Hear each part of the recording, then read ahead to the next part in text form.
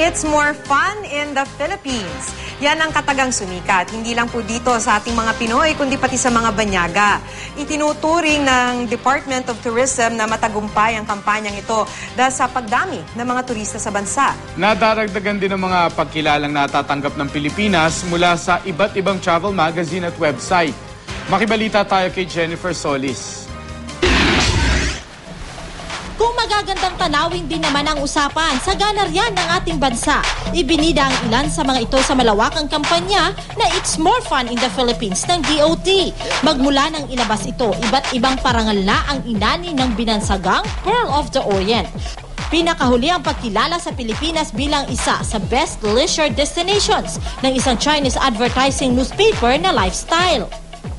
Hinirang din ang Pilipinas bilang third best overall dive site sa Top 100 Reader's Choice Survey for 2013 ng Scuba Diving Magazine. Libo-libong dive enthusiast mula sa iba't ibang panig ng bansa ang kumatawan sa botohan.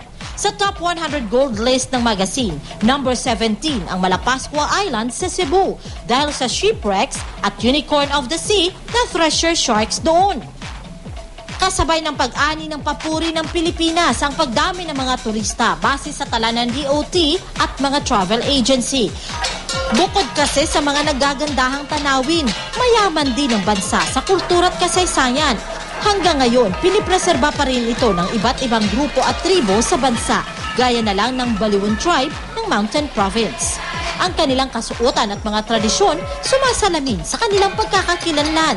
Kaya naman hindi nakataka-taka kung sumadya sa bansa ang mga turista. Sa unang 2 buwan ng 2013, umabot sa 900,000 ang inbound tourists. This demonstrates how ready we are to receive tourists, and that this country of ours is really a haven for tourists, especially because of the different resorts and beaches that are lovely and accommodating to tourists, and also because of the people that we have.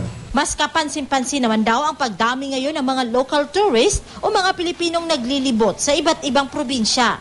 Nakikita na ng mga lokal na Filipino ang ganda ng Pilipinas and nagiging affordable dahil sa low-cost carrier. Target naman ng ahensya na umabot sa 10 milyong turista ang makakapasyal sa bansa hanggang sa 2016. Jennifer Solis, Nagbabalita, Pilipinas.